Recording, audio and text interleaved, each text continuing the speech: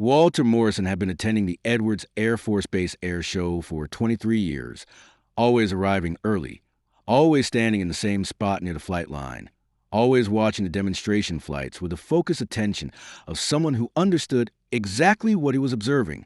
At 73, he looked like any other aviation enthusiast, retired, passionate about military aircraft, knowledgeable enough to explain different planes to curious grandchildren. Until the moment when an F-22 Raptor experienced catastrophic system failure during a high-speed demonstration pass, and Morrison's response revealed that he wasn't just a spectator. He was someone whose expertise with that exact aircraft could mean the difference between successful emergency landing and tragedy. Welcome to Veteran Stories. Before we continue this incredible story of hidden expertise, life-threatening crisis, and the moment when 23 years of quiet observation revealed the most qualified person to save a pilot's life, tell me in the comments which city you're watching from today. And if you believe that sometimes heroes hide in plain sight until the moment they're needed most, hit that subscribe button and help us honor those whose experience emerges when lives hang in the balance.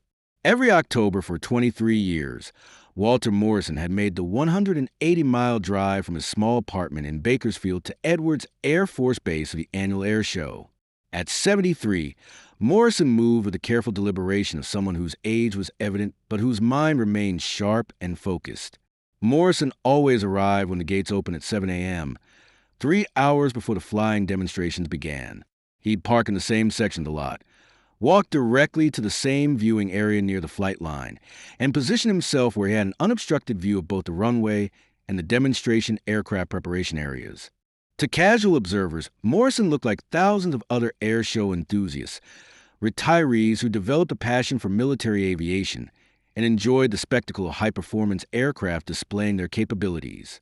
He wore comfortable clothes, carried a folding chair and a thermos of coffee, and had the patient demeanor of someone who could spend entire days watching aircraft operations.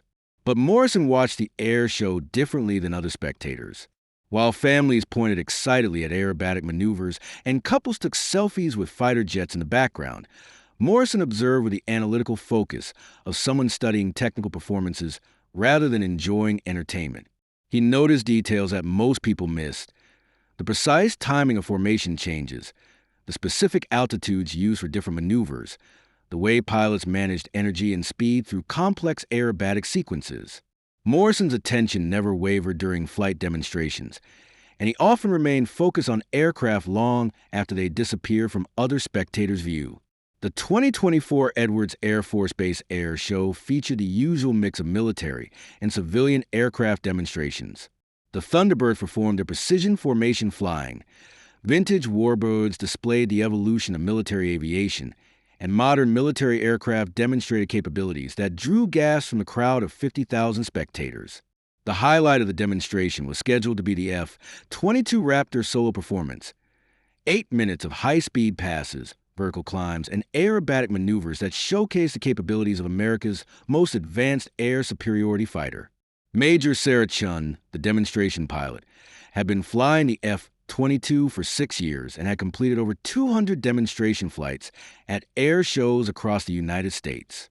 She was known for precise, aggressive flying that pushed the aircraft to its performance limits while maintaining the safety margins required for demonstration flights over civilian crowds.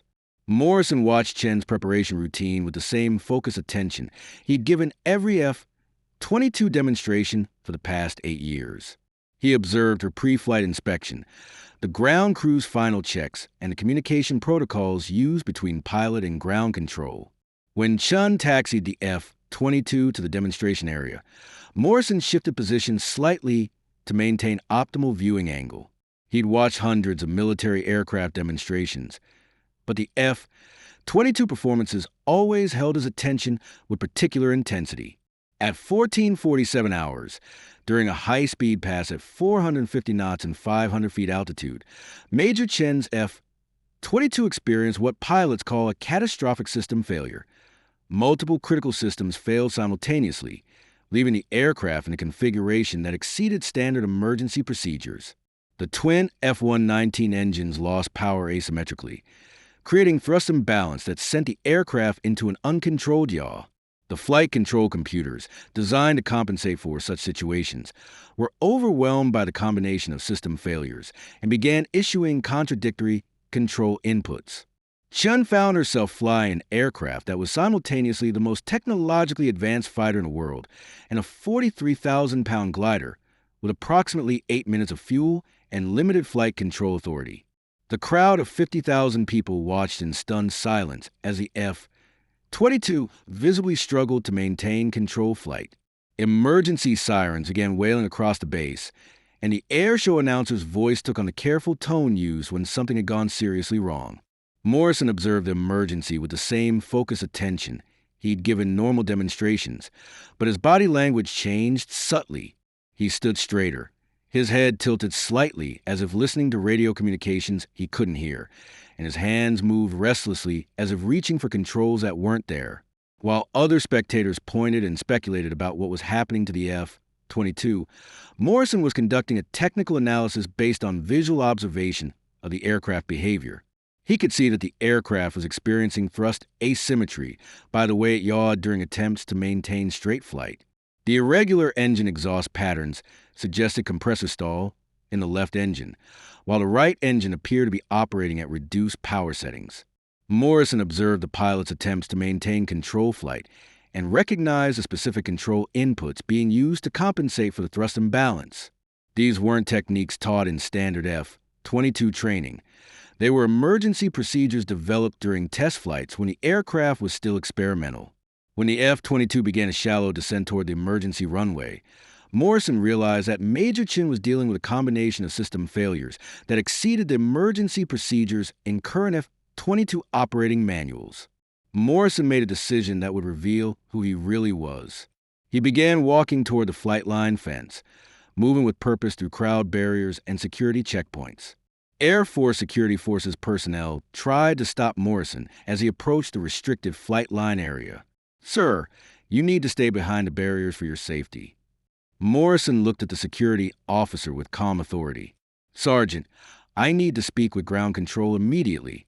That pilot is facing system failures that aren't covered in current emergency procedures." "Sir, I understand your concern, but only authorized personnel." Morrison interrupted. "Sergeant, I'm Walter Morrison. I was the chief test pilot for the F-22 program from 1997 to 2006. I've flown that exact aircraft configuration through every emergency scenario it's capable of experiencing." The security officer paused, uncertain how to respond to Morrison's claim. While he hesitated, Morrison continued walking toward the Flight Operations Center, his movement suggesting familiarity with the base layout. Morrison's pace increased as he observed the F-22's continuing descent and recognized that Major Chen was running out of time and options for a safe landing. Morrison reached the Flight Operations Center as ground control was coordinating emergency response procedures. The Operations Center was filled with Air Force personnel managing the crisis, but none of them had experience with the specific emergency Major Chen was facing. "I'm Walter Morrison," he announced to the Operations Center. "Former F-22 chief test pilot. That aircraft is experiencing multiple system failures that I've dealt with during test flights." Colonel James Wright, the air show operations commander, looked at Morrison with the expression of someone trying to process unexpected information during a crisis. "Sir, can you provide identification?" Morrison pulled out his driver's license and a worn military ID card that identified him as a retired Air Force colonel with test pilot credentials. "Colonel, that pilot is dealing with asymmetric thrust loss combined with flight control computer conflicts. The emergency procedures in the current manual won't work for this combination of failures." Wright quickly verified Morrison's credentials while monitoring radio communications with Major Chen. The pilot's voice was calm but tense as she reported her aircraft status and requested emergency landing clearance. "Colonel Morrison," Wright said, "what do you recommend?" Morrison moved to the radio console and requested permission to communicate directly with Major Chen. "Spirit 01, this is Colonel Morrison on ground control frequency. I'm former F-22 chief test pilot. Can you describe your current control authority and engine status?" Major Chen's voice came through clearly, Colonel Morrison, I have limited pitch and roll control, significant yaw instability, left engine showing compressor stall indications, right engine operating at 65% maximum power. Morrison recognized the exact configuration he'd experienced during test flights in 2003 when similar system failures had nearly resulted in loss of aircraft. Spirit 01, you're dealing with a known test configuration. Standard emergency procedures won't work. I'm going to talk you through the test pilot procedures we developed for the specific failure mode. Copy, Colonel Morrison. Ready for instructions. Morrison began providing guidance that wasn't in any current F-22 manual. Emergency procedures developed during test flights when the aircraft was still experimental and system failures were expected rather than exceptional. Morrison's instructions were precise, technical, and based on experience flying F-22 aircraft through similar emergencies when the consequences of failure were accepted risks of test flight operations. Spirit 01, reduce right engine power to 55% to minimize yaw moment. Use rudder trim to maintain heading, not rudder pedal inputs.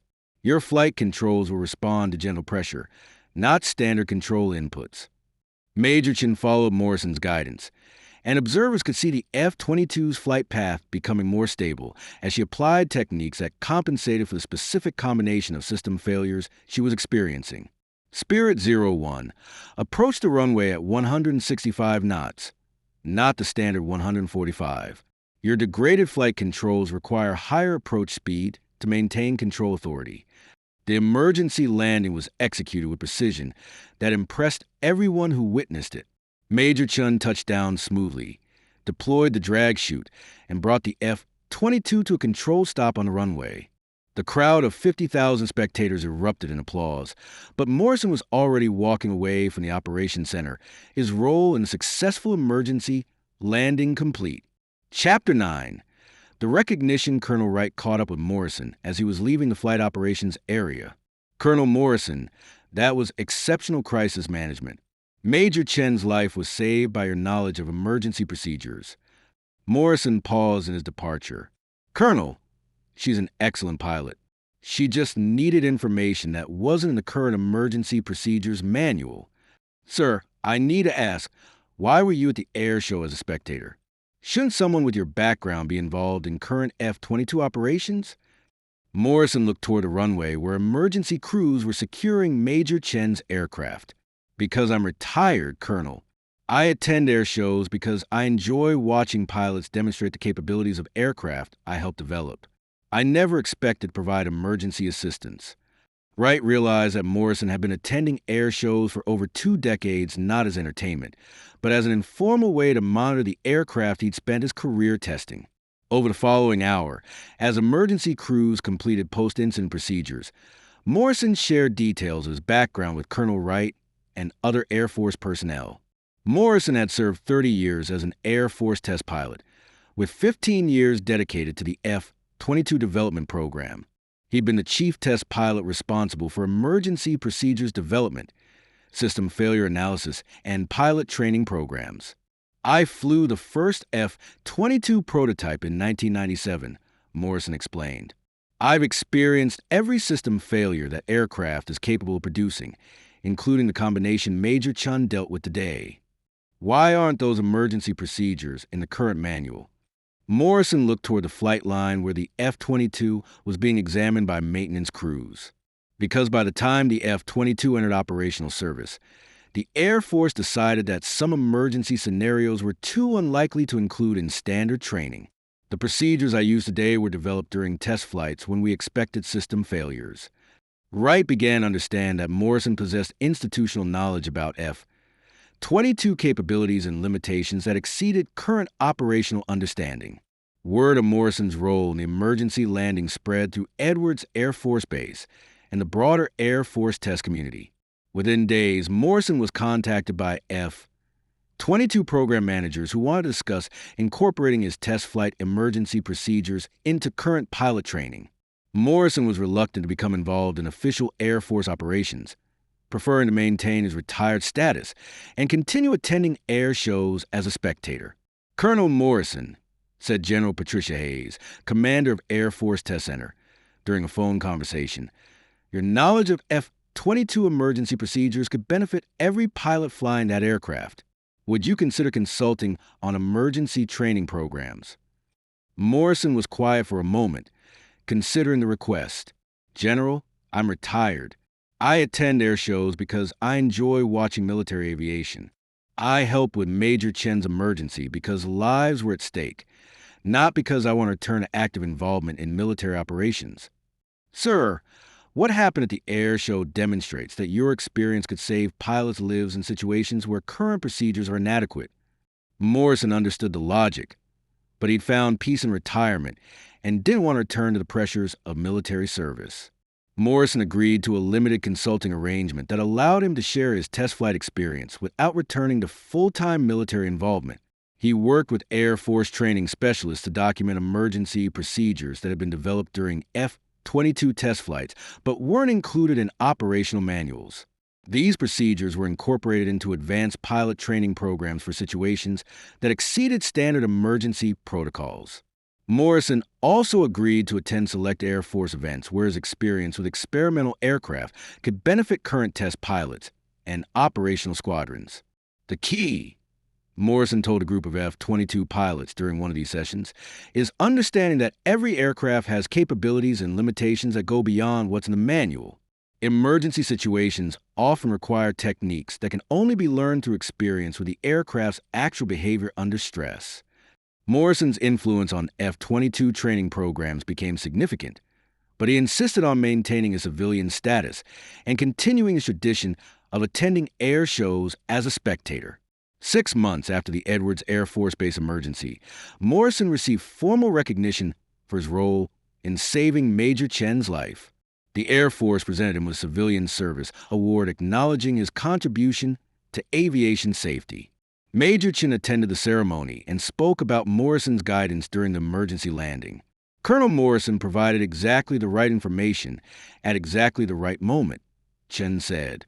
His knowledge of emergency procedures that aren't in current manuals made the difference between a successful landing and a potential tragedy. Morrison accepted the recognition, but emphasized that his primary satisfaction came from knowing that his experience had helped save a pilot's life. Major Chen is an exceptional pilot, Morrison said. She just needed access to information that had been developed during test flights but wasn't available during her emergency.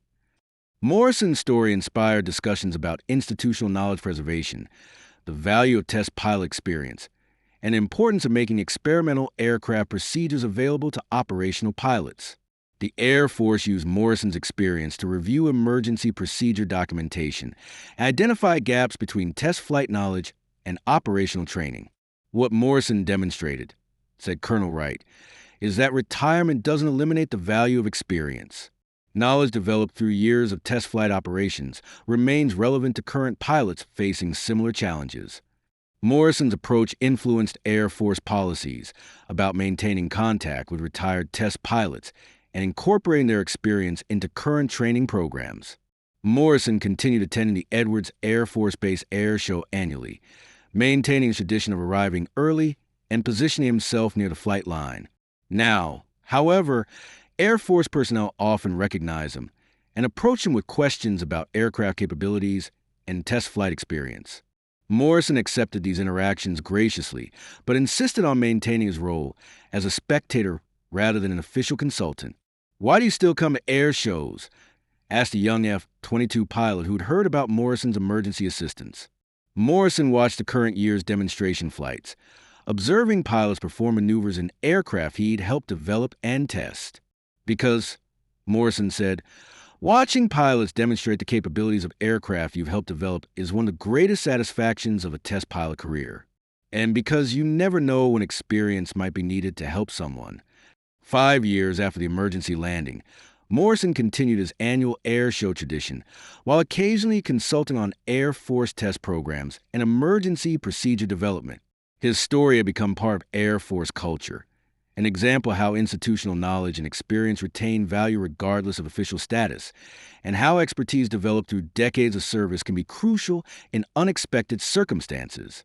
"The most important lesson from Morrison's story," said General Hayes during a test pilot training graduation, "is that experience doesn't retire when people leave active service. knowledge gained through years of testing, and flying remains valuable throughout a person's lifetime. Morrison's influence on current Air Force operations was subtle but significant. Emergency procedures he developed during test flights were now standard training for F-22 pilots, and his approach to crisis management was studied as an example of how experience and calm analysis could resolve situations that exceeded standard procedures. But Morrison's greatest satisfaction remained the simple knowledge that Major Chen had landed safely, that his years of test flight experience had served their ultimate purpose, ensuring that pilots came home after facing the unexpected challenges that define military aviation.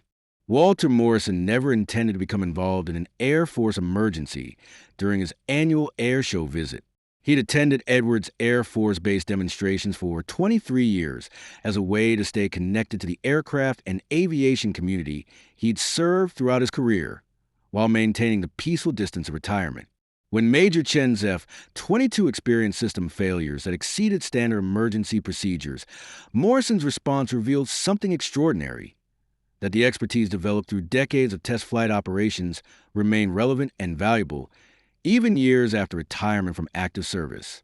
Morrison's story reminds us that experience and knowledge don't disappear when we change our official roles or retire from active careers. The skills developed through years of professional service remain part of who we are, ready to serve when circumstances require capabilities we thought we'd left behind. His transition from F-22 chief test pilot to air show spectator demonstrated that staying connected to fields we've served, even as observers, can provide opportunities to contribute in ways we never anticipate. So now I ask you, have you ever encountered someone whose retired expertise emerged during a crisis, revealing knowledge and capabilities that proved crucial when lives were at stake?